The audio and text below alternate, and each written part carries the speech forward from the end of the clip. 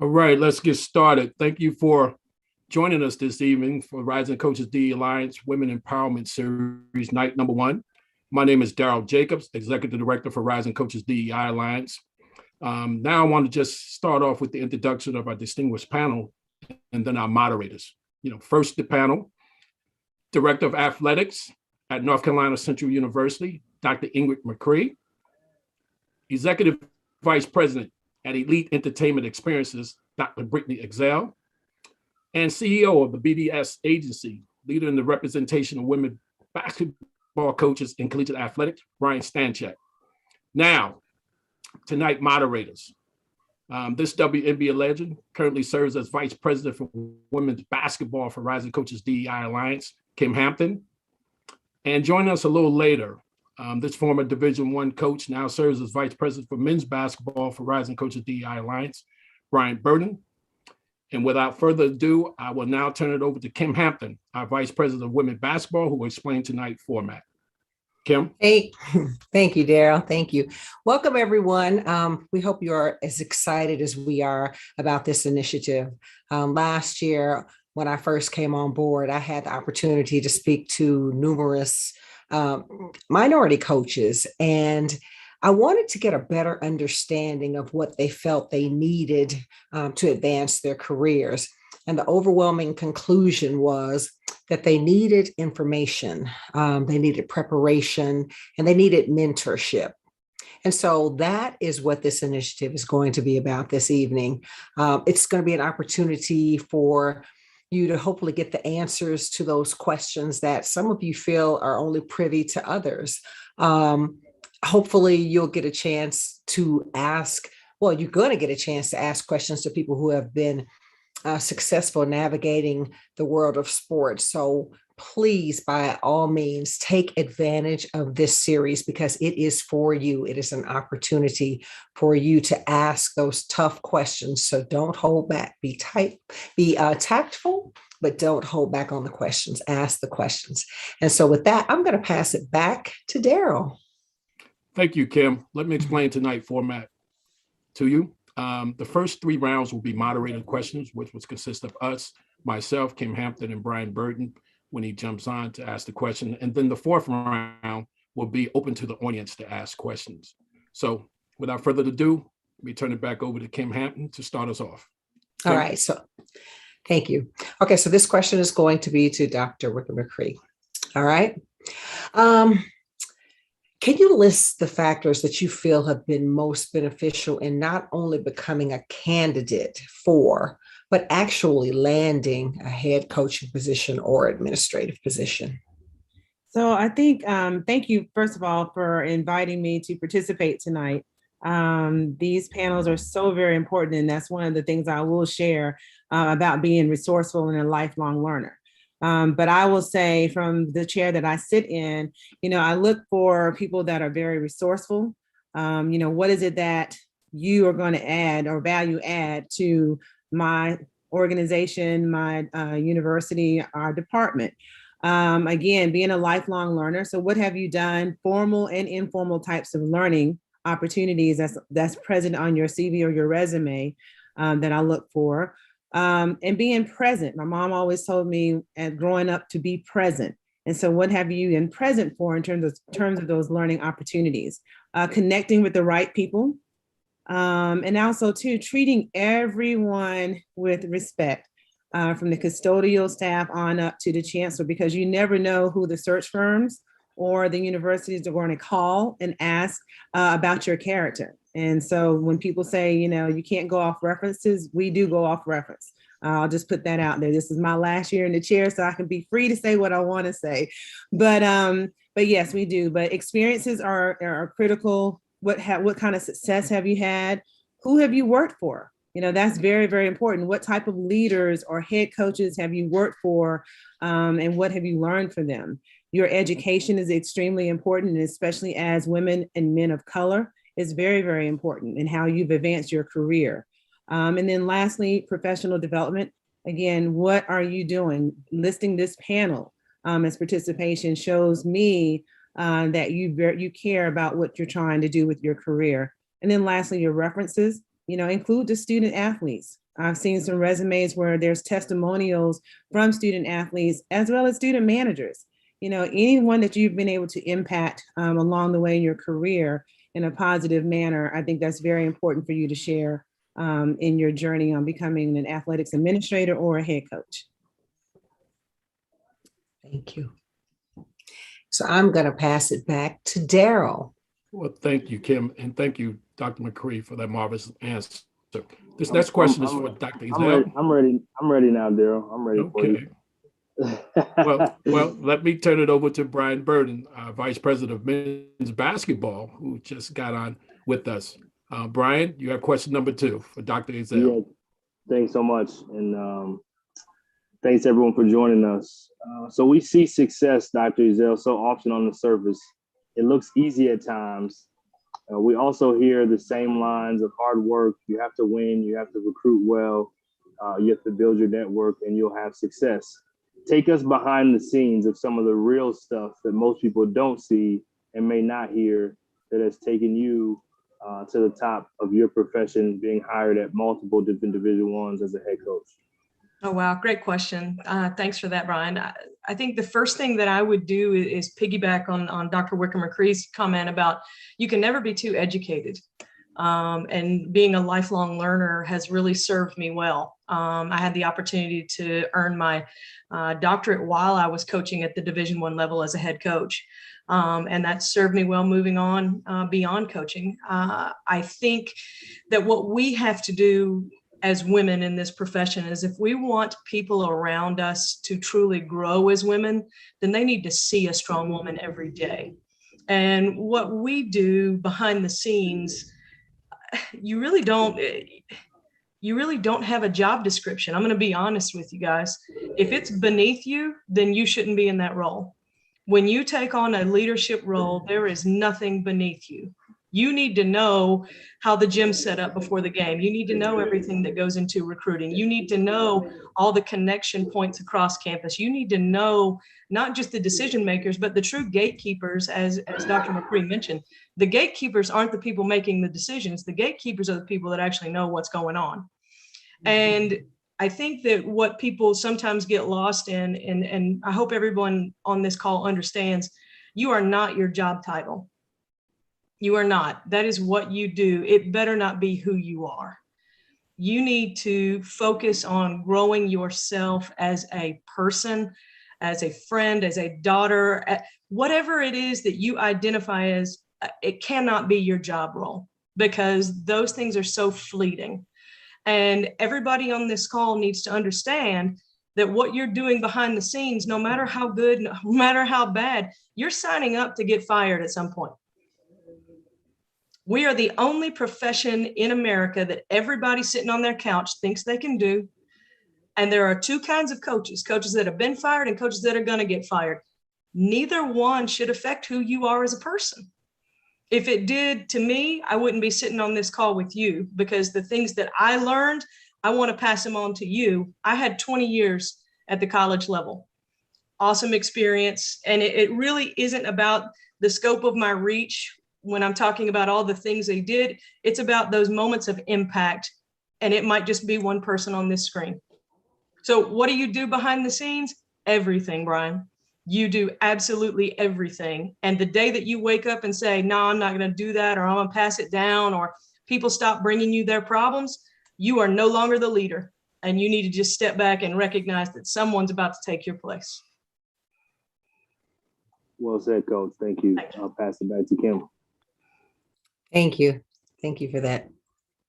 All right. So this question is for Brian Stanchak. All right. So we know that diversity, equity, and inclusion is the popular theme, especially in the world of coaching. And although there have been some improvements, statistics clearly show disparity in hiring practices. Can you tell us why are administrators, I guess, a little bit hesitant when it comes to giving women or minorities those head coaching positions or athletic director positions? Sure. Well, thanks so much for having me, and I'm really honored to be part of such a great panel. So thank you. As far as hesitancy, I think we made a lot of progress this off season. We saw a lot of women, especially actually the last two off seasons, more women of color be able to obtain head coach positions, and so I feel like we're trending in the right direction in terms of that. As far as why, every athletic director is different in terms of what they're going to be looking for and what they're going to be comfortable with. At the end of the day, I think that's the most important thing is, hey, I want to feel comfortable with someone, and we don't, I can't put my finger on exactly why they would or wouldn't feel comfortable with a certain candidate. But I think that as more and more, as we've seen over the last two off seasons, women of color being able to obtain head coach positions, as they are able to be more and more successful, I think that's only going to help the next line of coaches who are more and more ready for the opportunity. And I think events like this, and there's a lot more professional development out there that's going into putting an emphasis into, hey, there's some really great females, there's some really great females of color who are coaching out there. And we got to get their name on the radar of athletic administrators. I've been fortunate to work with 54 clients since 2013 who have obtained a first time or new Division I head coach position, and 38 of them have been female.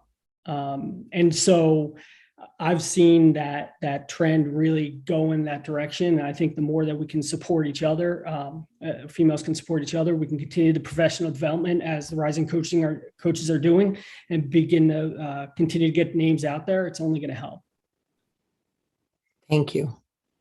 Can I just add to that? Sure. Is that okay? I also want to say too is it's very important that the candidate understands where they're applying to, because I think that definitely I've seen more women and women of color hired for our head coaching positions, but it's also too very important that the candidate is very intentional. So if you're looking at a position in, I don't know, South Dakota, I think you should always go for whatever you're interested in. However, we have to be realistic as well.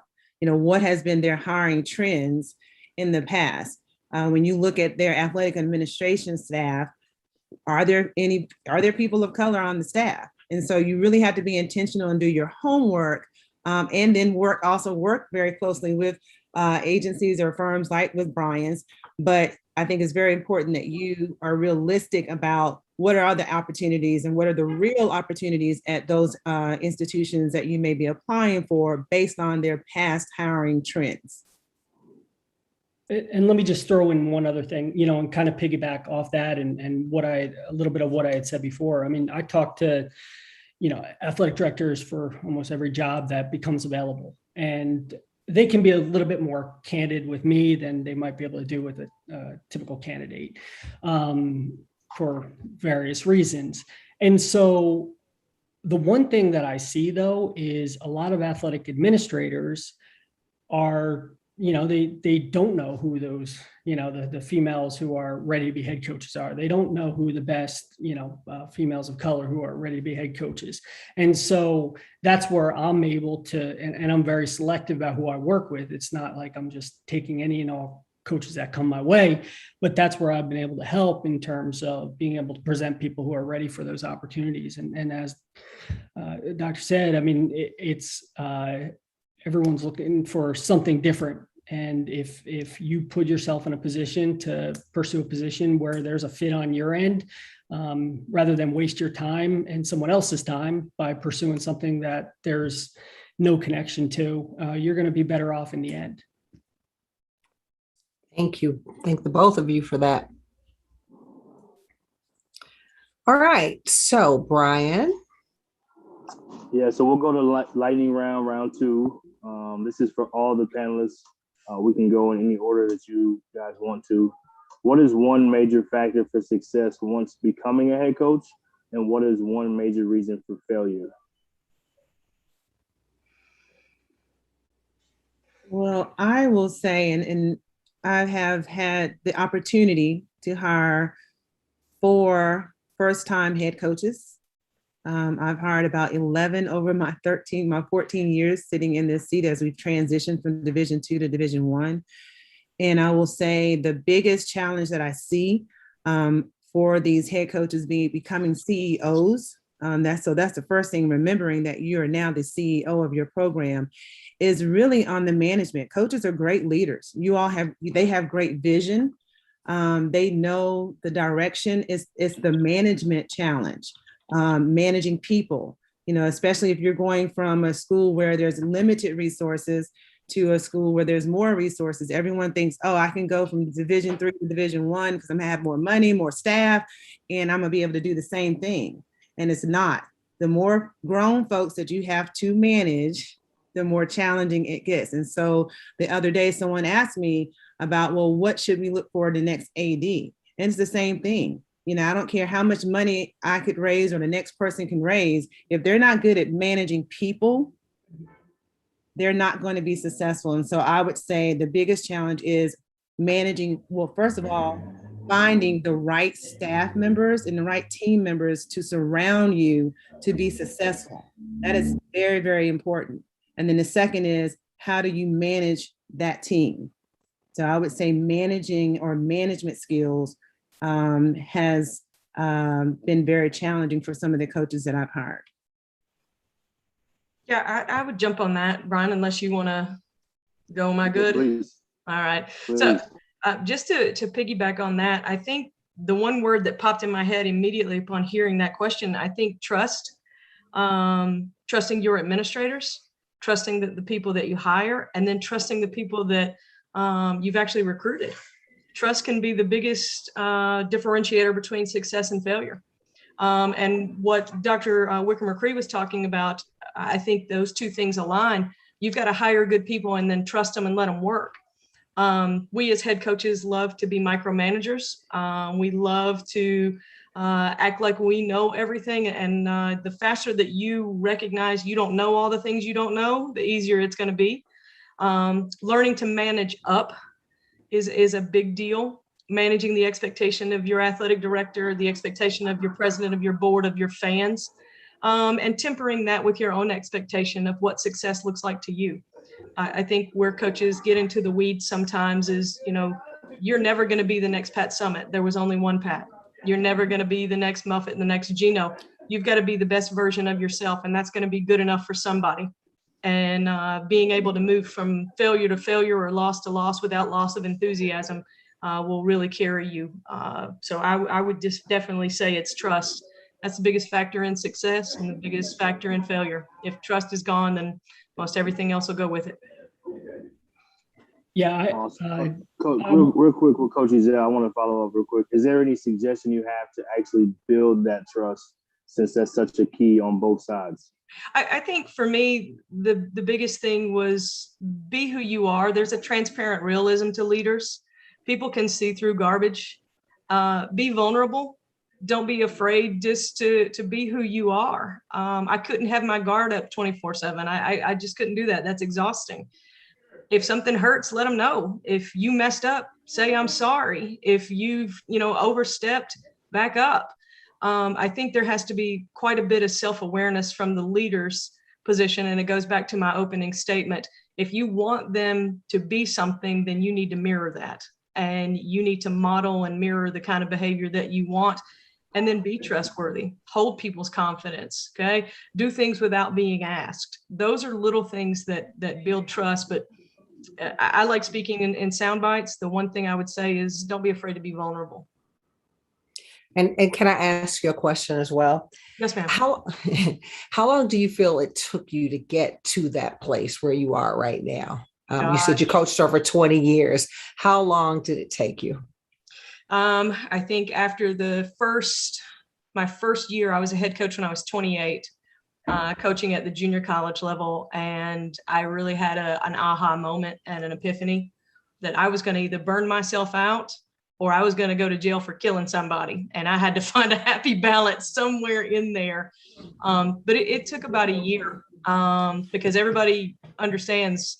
I mean, Kim, I mean, you're the best player on here. I was a decent player, and I tried to carry that competitiveness into coaching, but it's completely different.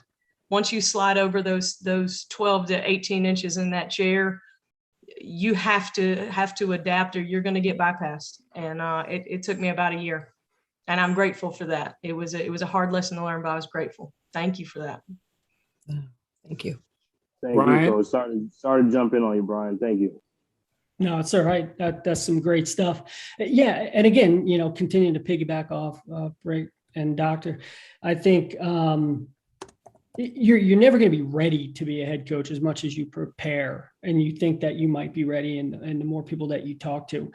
So, but understanding that obviously there's more that goes into being a head coach than just the recruiting and the coaching and scheduling and compliance. There's a ton that goes on. And so even though you're not going to be that final decision maker when you're an assistant coach, being able to have your head coach, one, they have to have that trust in you to empower you with the certain responsibilities, but take on additional responsibilities outside of just coaching and recruiting that can give you a familiarity with those areas. That's going to be big too.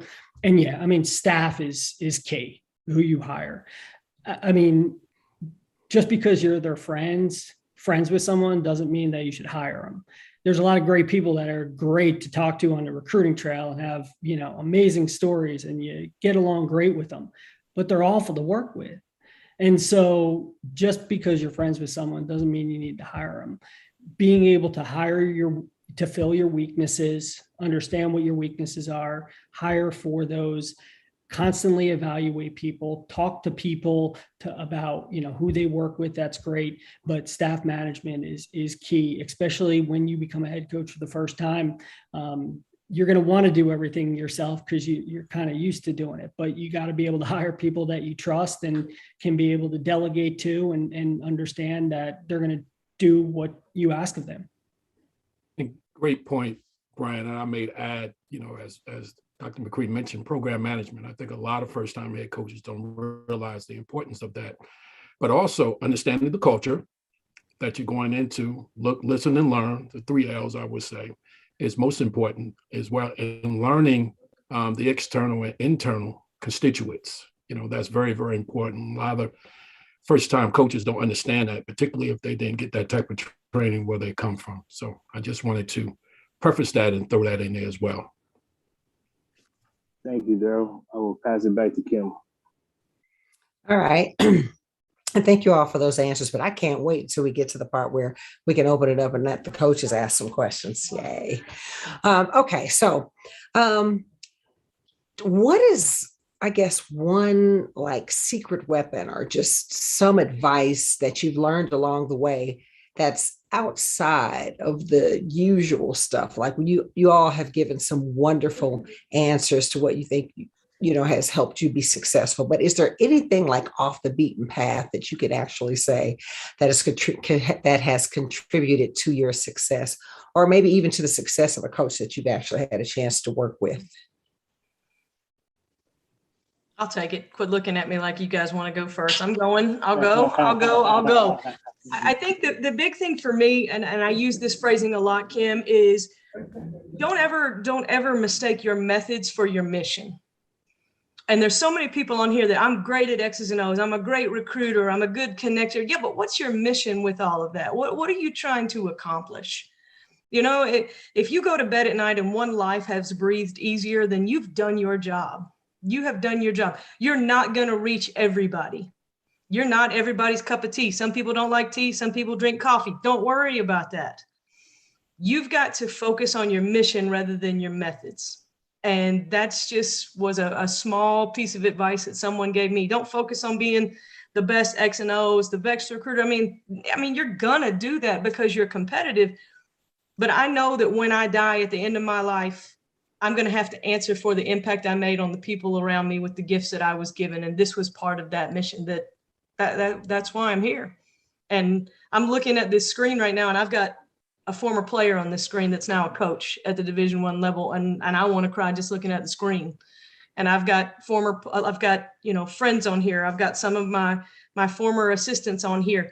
Just seeing their faces means I did my job. That was my mission. They couldn't tell you my methods, but they know that I loved them. They know that I supported them, and they know that I'm their biggest cheerleader right now. I think just don't confuse those two things. Your method and your mission are very, very different. Wow, that was powerful right there. I can add, and that is very true, Dr. Ezell. I think though also too, some tricks of the trade. I just thought about this probably a week ago, and my motto has always been killing with kindness. And as a head coach or a leader in athletics administration, you're going to be engaging with every constituent on every level, from board of trustee members to high donors, everyone. And at the end of the day, remembering the mission and what is the outcome that you want to see. And it's okay to just kill people with kindness and just listen. It's very, very challenging. And I look back now to say, for the last 31 years, how in the world did I do that and not go crazy? But at the end of the day, it is always about the student athlete experience. And so if I have to, just take it for the team and just suck it in and listen to someone complain and, a parent, because now that's another aspect of management. It's not just your staff, it's managing these parents. Just kill them with kindness, because it'll go a much longer way than you going at someone. And remembering that people are very passionate about whatever, their son, their game, their alma mater. And so it's okay for them to say what they have to say, but just kill them with kindness. Make sure you have a great poker face. And at the end of the day, you will, if you keep the mission in mind and keep the student athlete first, you'll get there and you'll get the results that you really want.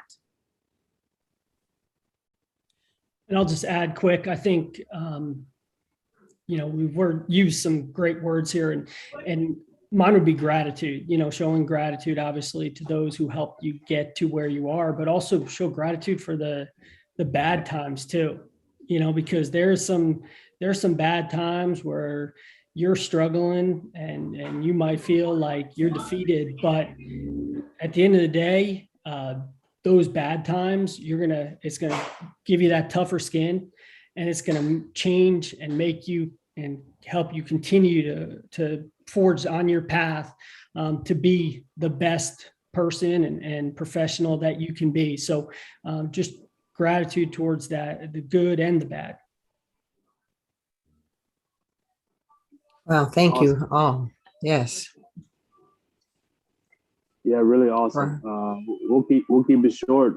That's the first 3 rounds of the panel. We'll now go to opening up for questions. So we'll allow you to unmute yourself or raise your hand and say your name and where you're from.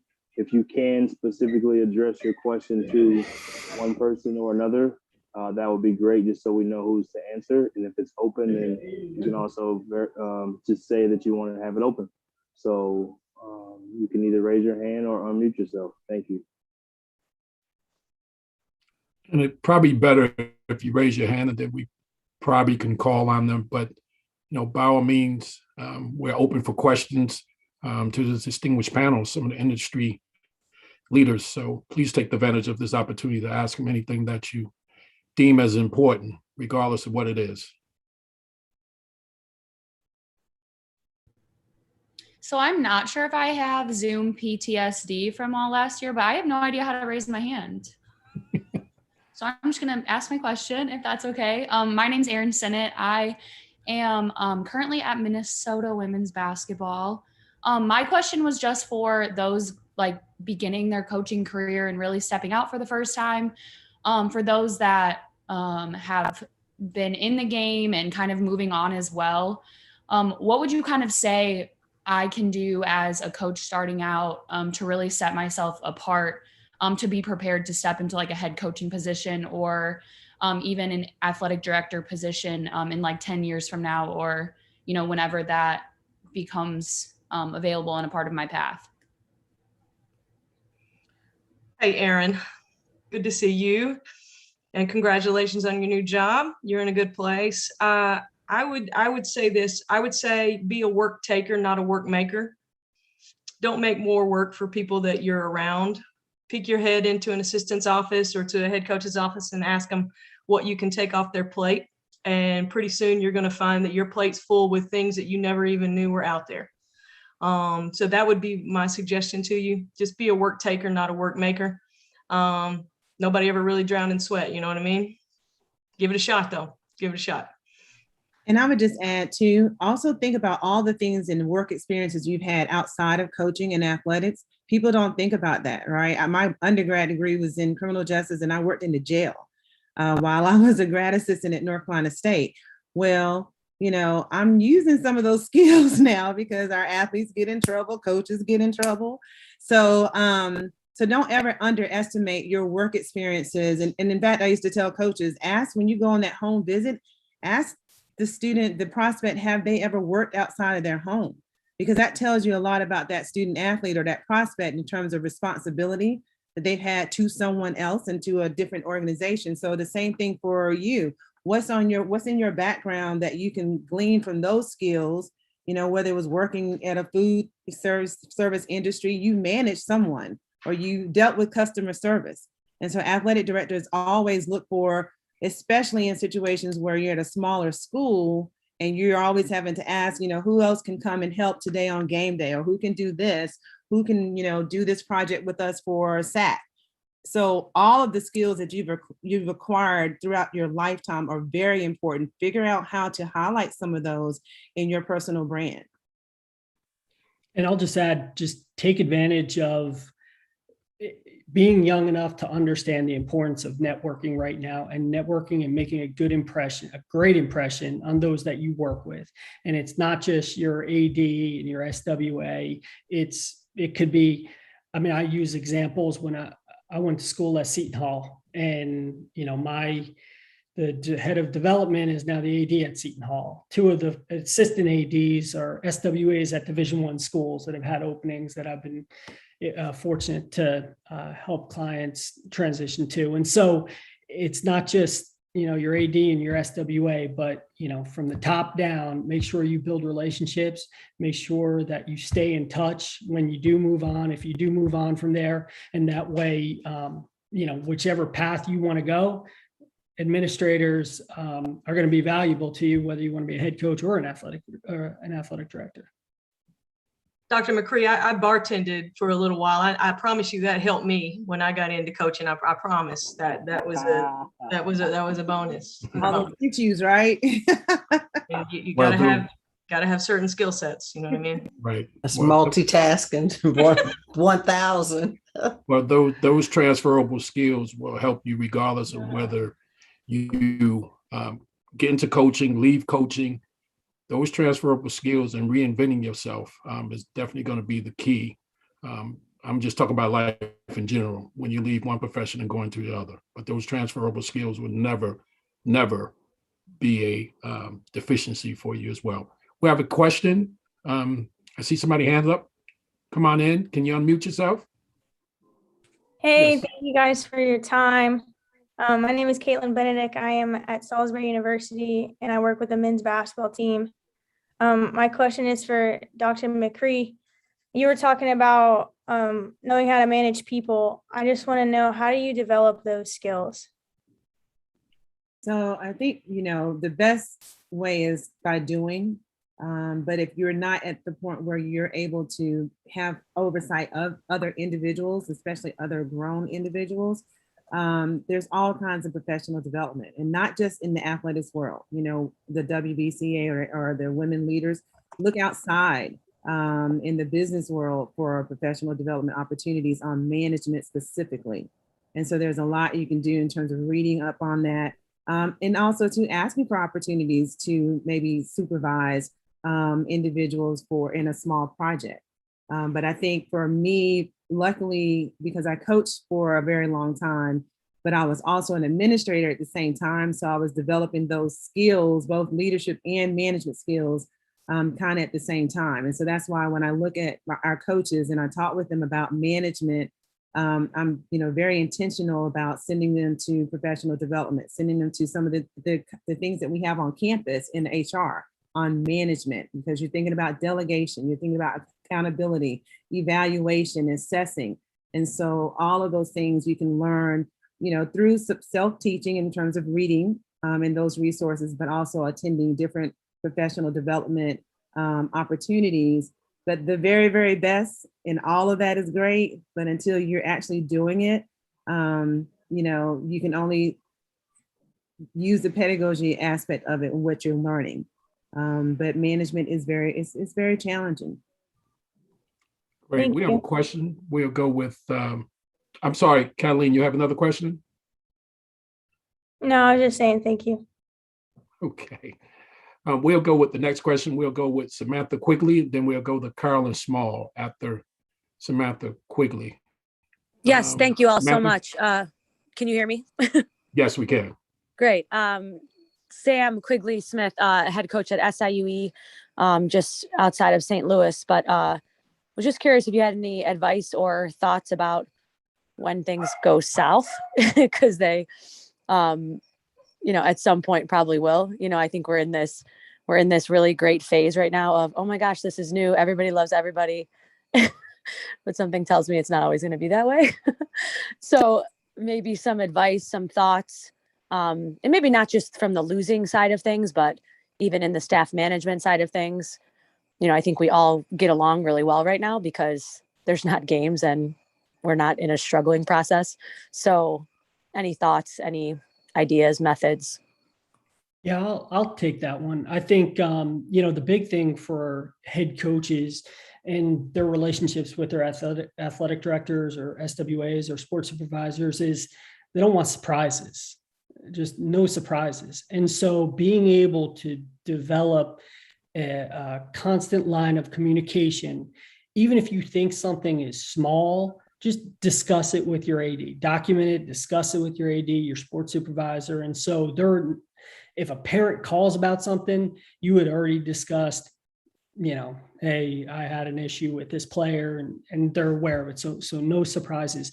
The next thing is, and Sam, you're, a new head coach, you have your AD who hired you and whatnot. And so, yeah, I mean, things are great right now, but you still got to develop that relationship. And so making sure that you are open, your program's open to your AD, invite them to practice, invite them to travel with your team, make sure that they see you and how you interact and that you're not trying to hide things. I think it's crazy when coaches close practices to everyone, because then it's like you're trying to hide something.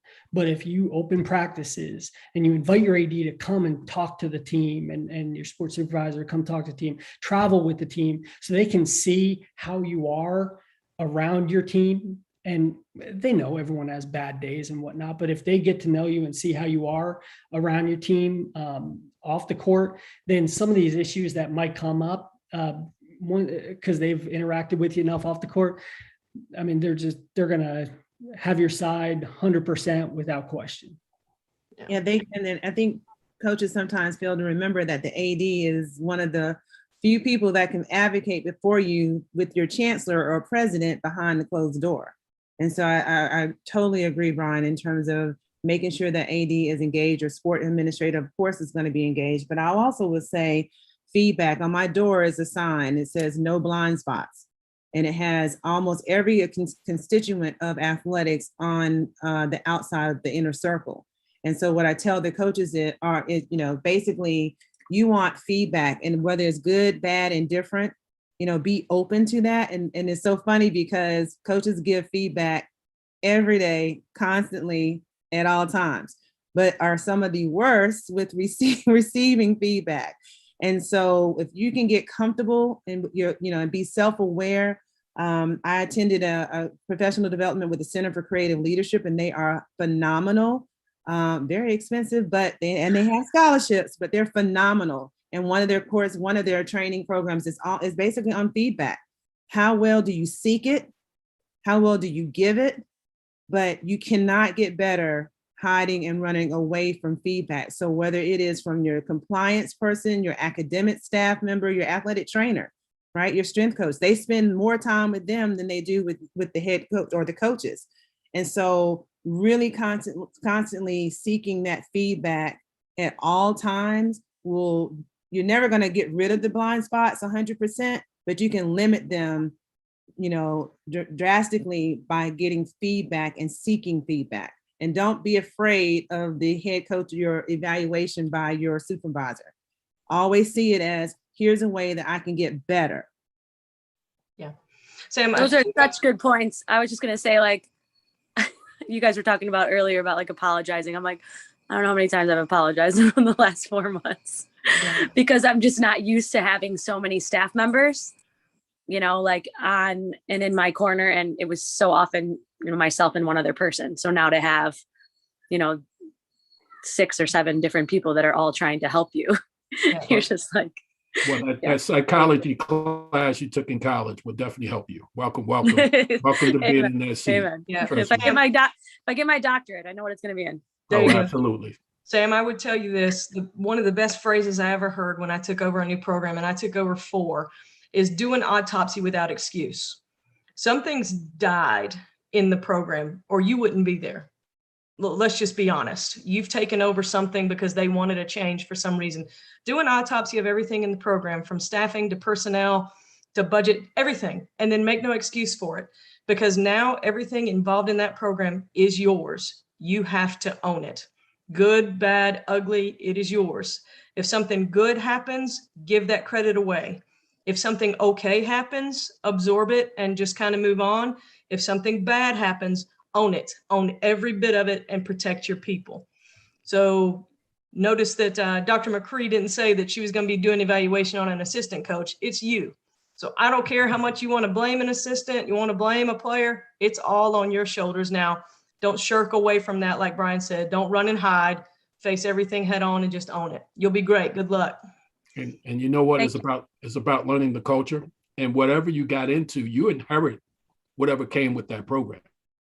So, whatever came with that program, you inherited. So just a matter of taking time to change the culture. I always say slow strategic change, no drastic change. Slow strategic change is very important. The 3 L's: look, listen, and learn.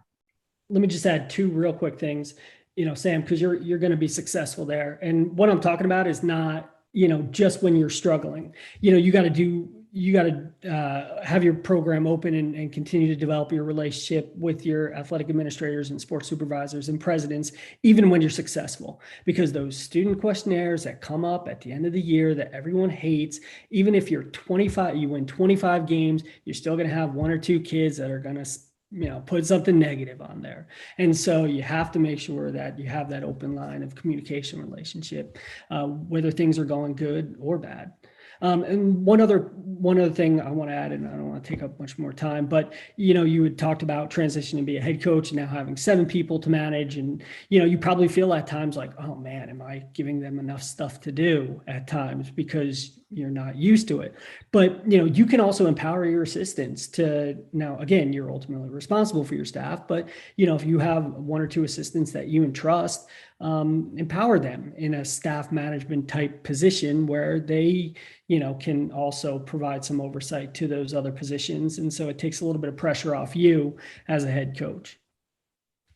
Thank you, Brian. Next question is Carolyn Small. Carolyn, Coach Smalls. Hi, my name is Carolyn Smalls. Thank you all again just for your time. I've been in the coaching with United Basketball Club of Maryland, looking to get into the collegiate level. What is one main topic and one thread of this whole conversation has been relationships and building them and maintaining them.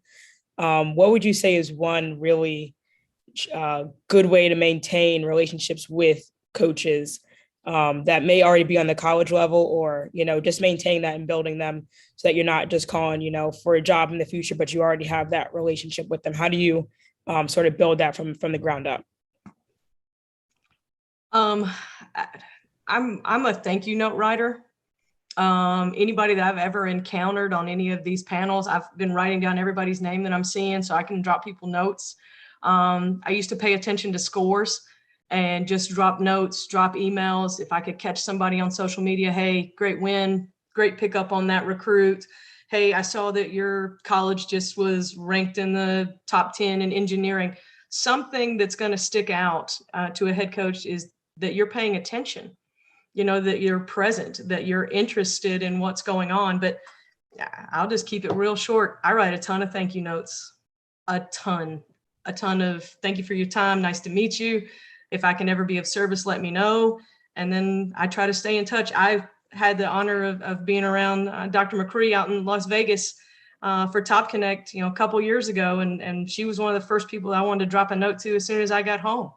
Brian and I have known each other for years, and we've stayed in touch with panels and different things. And I'm looking on this screen, and I've crossed pretty much everybody on this screen at some point. I mean, it's not hard. Stop your day for 10 minutes, write a note. Doesn't take much. She's correct. I think the note got to Durham before I got back from Vegas. And I was so very touched by that, especially from a head coach that took the time to do that. So that is extremely important. And thank you, Brittany. It's handwritten notes are a lost art. No one does it anymore, or people are limited in doing it. So take advantage of that. Relationships are built in the off season, not when you need something. So if you're only trying to build relationships as the off season or the season is winding down and jobs start moving, people can read through it and see the ulterior motive that's beyond it. And I think it's just, don't overdo just because you have a desire to build relationships. You don't have to overdo it.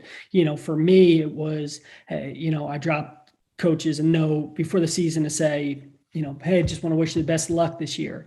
And then if we played them or I saw them on the road recruiting, drop them a note, and then drop them another note before Christmas time. And I mean, that's good enough to be able to stick in someone's mind as the off season moves along. But in terms of getting hired on their staff, getting that face-to-face interaction is the biggest key, because they want to get to know you and build that connection with you as a person and see how you interact with others and stuff. So being able to take advantage, especially this year, now that things are opening up a little bit more, getting out on the road and being able to get face-to-face, visiting practices and sitting down with coaches face-to-face.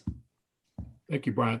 One of the questions I want to ask, and I'm sure our Vice President of Women's Basketball, Kim Hampton, will appreciate this question. We want to talk about navigating in this business, how to become a head coach, some of those things that some of the women coaches of color may find more challenging, more so than anything else, in regards to trying to become a head coach in the business. So, and I'm sure, and Brian, this is probably more for you because you represent so many women coaches from different ethnicity, particularly a lot of women coaches of color. Share with us how they can navigate. And, because some of them are finding it quite challenging now. They don't have the information that's not readily available to them, and they don't have access. And we'll touch upon that as well when we talk about access, providing access or having access to those decision makers and how to get noticed. So Brian and certainly Dr. Zell and certainly Dr. McCree, you definitely can jump into this. But Brian, I'll start off with you. I mean, this is a great start, taking part in conferences like this, events like this, anything that you can do. I mean, just because you tweet a lot and, put yourself out there on social media or have a website, I mean, one, that can hurt you, if you're tweeting too much instead of doing your job.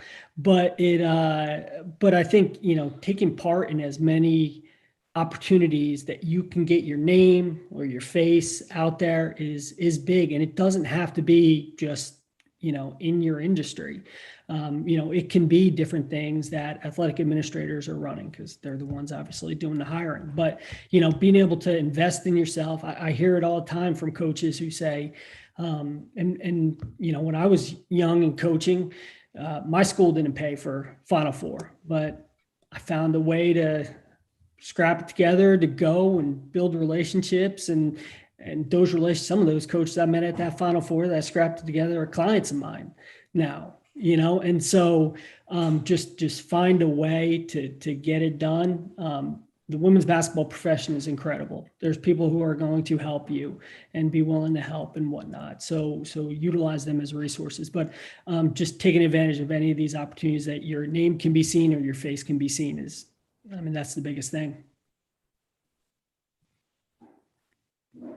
I think one of the most positive things is I sat on the Women's Basketball Oversight Committee for the Division I Council. And early on, when they were developing the new strategic plan for women's basketball for the NCAA. And I will say that they're being so intentional about these opportunities for women of color. And so there are some passionate people out there that are still fighting. I'm working with Sylvia Hatchell on a women gender bias in sports symposium for the spring. And if you would think that she is still coaching today. I mean, she is very passionate about putting women in the chair and making sure that we stay there, and fighting through some of the biases that we're experiencing, where women are getting, terminated for the same things sometimes our counterparts are doing, and they're not. And so just know and just be hopeful that there are some women that are women and men. We have all kind of allies that are fighting, and for Women's Basketball Oversight Committee to take the step that they did to really initiate it and come up with this new strategic plan is promising for the future. Yeah, I'll be honest. I mean, I tell every male client I have when a job opens in women's basketball that they should hire a female. And I'm like, if you don't get the job and you're pissed because you didn't get an interview or you didn't get the job and stuff, like you're in the wrong profession. And so it's great to see that, there is some progress in terms of females being able to take over and be head coaches and be successful. And so, we're going to, as I said, when we started out, we're continuing to trend in that right direction. And so the events like this are being able to continue to put yourself out there on radars, and you're trending in the right direction. And that's a very good point, Brian. And even with that being said, even just by asking questions in this platform, you have an athletic director here, you have someone that represents some of the best women coaches in the country as well. You have a former Division I coach here. This is all about the access that I just talked about. So the only way you're going to get noticed if you can ask questions and put yourself on a radar. You should always try to stand out and always create value. What's going to make you stand out in these type of platforms? This is a great opportunity to have a question and make yourself stand out. There's no stupid question. Trust and believe as well. So take advantage of this opportunity while it's here. I got a quick one while some of the people are still kind of gathering their question. So many times you hear coaches that maybe have either been a head coach or maybe they're older in their career, and they're trying to figure out how do they make that next step to being a head coach. Maybe you've been in a lot of high level schools. You just haven't had the opportunity to sit in the next chair over. What advice would you have for them? And then on the flip side, there's the younger coaches who may be a head coach at a non-Division I. How do they kind of get themselves to move up the ranks as far as, even if you're already having success? Is there other things that you would say can go into that to be able to, create those opportunities to be a head coach at a division? Well, for me, I mean, I was a head coach at the junior college level. I was a head coach at the Division II level, and then was fortunate to move up to the Division I level. And I'm gonna be real honest with you. The only thing that changed was the money. The game remains the same. The game remains the same. The problems are the same no matter what level. It's just the higher up you go, there's somebody that can replace you waiting in the wings a little easier. Everybody always talks about, make sure it's the right fit and it's a good marriage between you and the administrator. Let me let you guys in on a little secret, okay? It is not a good marriage ever, okay? When they say the lines in a marriage that they're going to be there in sickness and health for richer or poor. No. They want you to be there for richer or poor, okay? But in good times and bad, if things go bad, they will replace you. It's just the truth. It's just the truth. So for as much as we've been talking about building these relationships, and absolutely they are the most vital part of your job, just understand that there is somebody waiting in the wings. Look on this screen. Somebody on this screen could replace you. You just don't know. And so you've got to be continuing to evolve, not only as a coach, as a leader, as a person, There's so many things that this game will afford you to do. And the best thing that has ever afforded me to do is to really be able to see myself and see my strengths and own my weaknesses and learn how to ask for help. And I think that's what we're trying to get you guys to do right here. It is a sign of strength to ask for help. It is not a sign of weakness. No one thinks you're weak if you're asking for help. You got people lined up that want to help. You know, when I was a kid, they would always say, find the helpers. You've got helpers sitting right here. And there are people like, you know, Dr. McCree, like Brian, like myself, that are just waiting. And, you know, we can't help you if we don't know what your needs are. So that would be my answer to that, Brian, is it's basketball. Just find, you're going to have to just keep getting better and you're going to find a way. I would also say too, I mean, having been a coach and administrator in Division II and now in Division I, and it is very different. It's a business. You know, I love Division II because it's a balance. I think their brand of choice makes so much sense. And, you know, we left when Division II started their whole choice branding campaign. And so really you need to think about what you want. So is it the first opportunity to be a head coach and make that, have that impact? Or are you chasing the dollars in terms of what that comes with being a Division I head coach? A lot of people don't think that HBCUs pay well. We pay well, you know, and so there's so many colleges and so many opportunities. I think that you just have to do your research to say, you know, where do you want to be? This past year, 49 women were hired as ADs. Only 7 were Division I. So that's either telling me, I can either look at it to say, well, women are deciding, you know, I want the opportunity first and going for those other divisional type of jobs, or right, are we just not being hired for that job? Because you still have to, you know, there's still those layers of obstacles, right? The good old boy network, there's a good old girl network. There's a lot of things. And so you really have to talk to people that's been there, you know, that's been in different divisions and in NAIA and junior college, because at the end of the day, you're aspiring to be a head coach. That means you want to make a difference. So you really have to decide what it is that you're seeking. Is it the money and the glory that supposedly comes with Division I? But you can still have that same fame. You can still have that same success and the feeling of achievement and helping these student athletes on any level. I was about to say the exact same thing. You don't need an audience to make a difference, guys. You don't have to have the ESPN monitor to make a difference in the life of a kid. And that kid at the Division II level, junior college, NAIA, they need you just as much as the Division I athlete that everybody is really just falling all over themselves about. And let's just be honest, in the way of the transfer world, some of those kids are going to be D2 kids anyway. They're going to drop down or somebody's going to move up. Kids are kids. If you want to make an impact on a kid, find a fit for you, regardless of level, and then make a difference. I have a question. Thank you for this opportunity.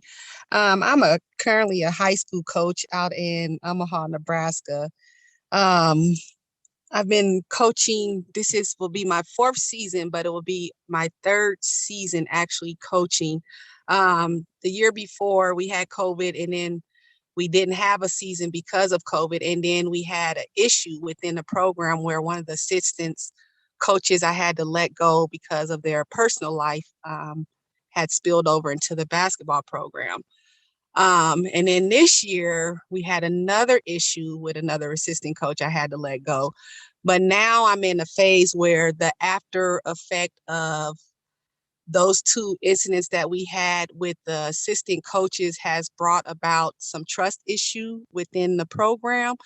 The girls are starting to rebuild their trust and starting to come back, but I'm kind of frustrated because I feel like the school didn't handle it correctly. They dragged their feet on it. I was trying to press the issue.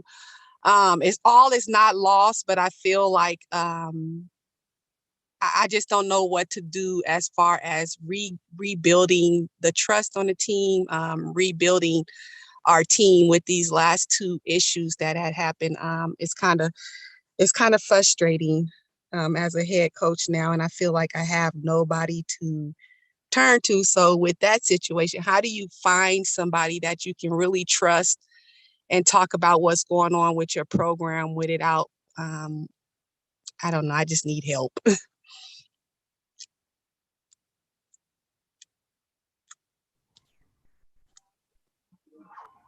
I'll say first, thank you for the courage and the bravery to open up, to share that question, because I'm sure that was not easy. So thank you for that. Mm-hmm. Yeah, I was going to say the exact same thing, Brian. That's not easy.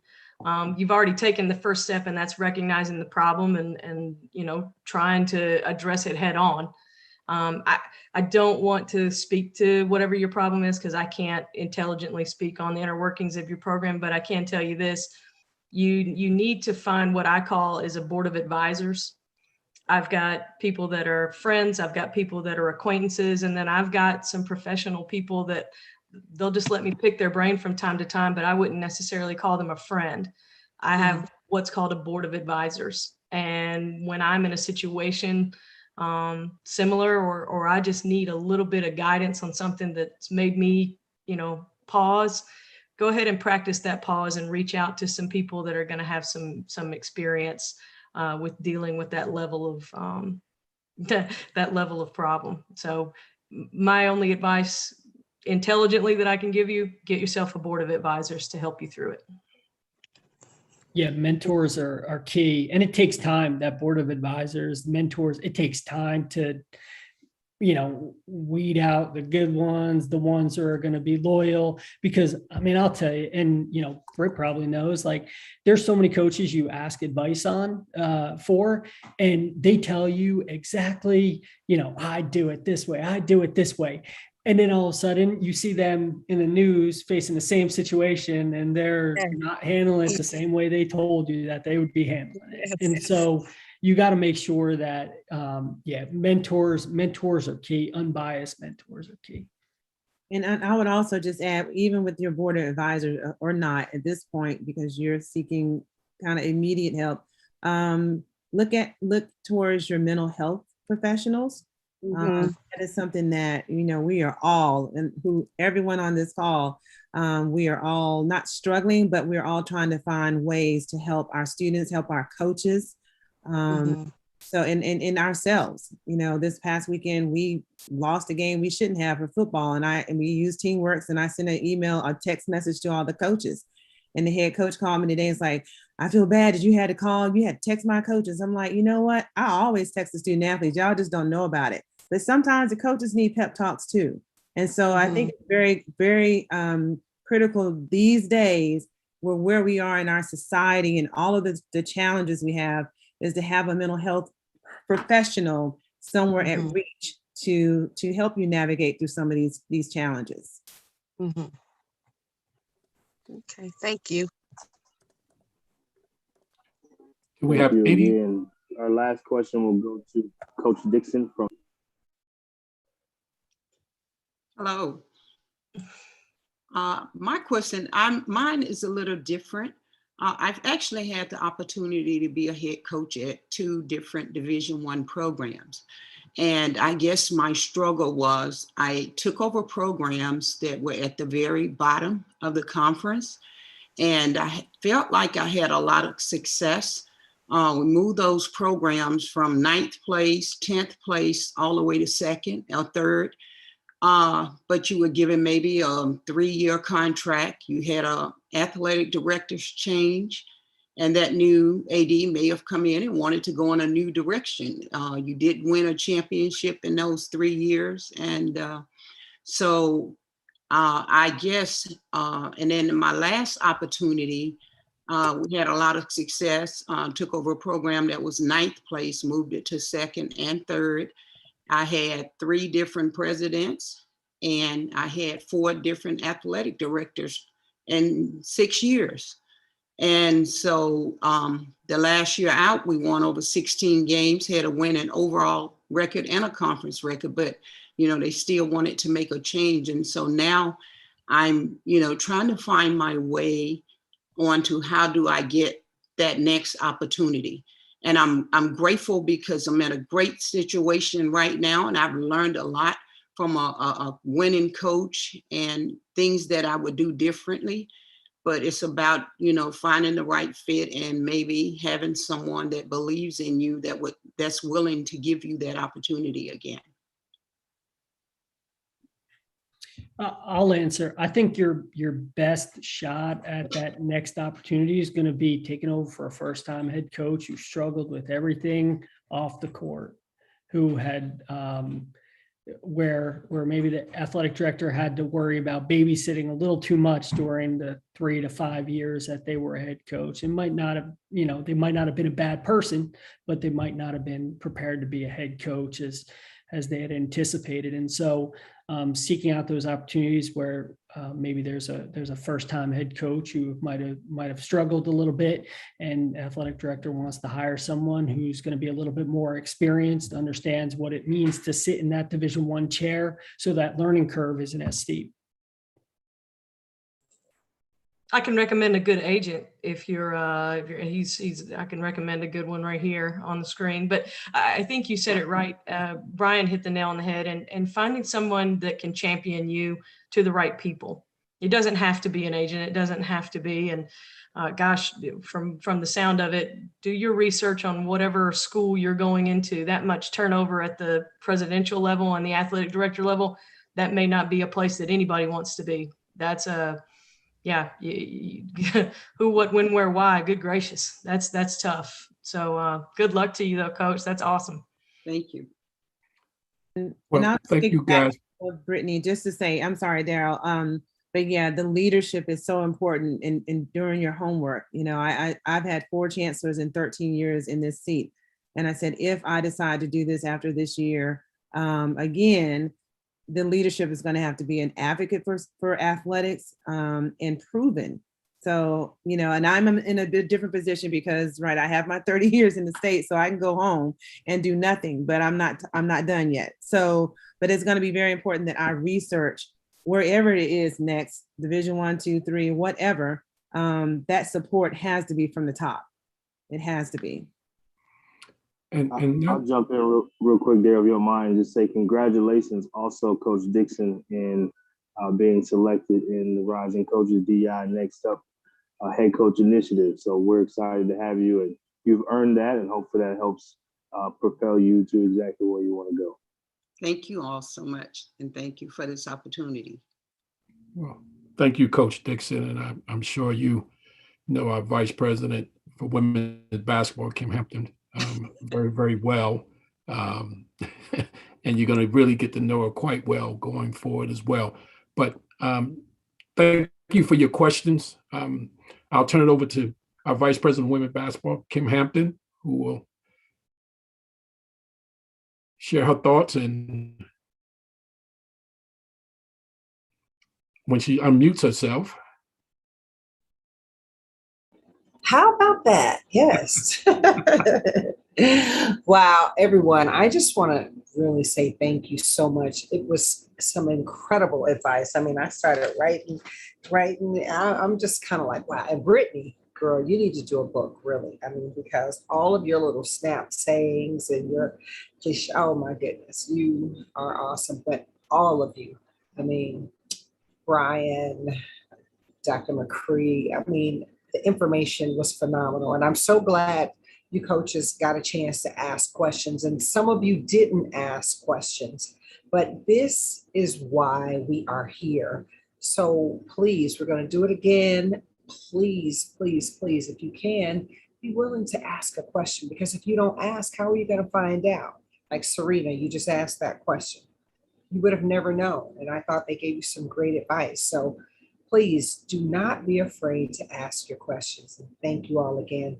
Thank you everyone for showing up. And I want to thank my team for putting this together for the women, and for just really being with me and helping me to do this as well. So that's it. Well, thank you, Kim. And this is just night 1. Ladies, and we do have gentlemen up here as well. Join us tomorrow night. We'll be back at the same time. If you registered, you have the access to the link now for tomorrow's night. session, as we call session number 2, with a great panel sharing their expertise about this business of coaching on the women's side. And without further ado, I believe I might turn it over to our CEO, Adam Gordon, to share his thoughts a little bit, and we can get out of here. I'm putting him on the spot, but I want you guys to see the brain trust behind this. He's kind of behind the scenes, but without him being an advocate for a platform such as this, it speaks in volumes for him and what Rising Coaches is all about. So, Adam Gordon, our CEO. Thanks, Daryl. I gave him strict instructions not to call on me, but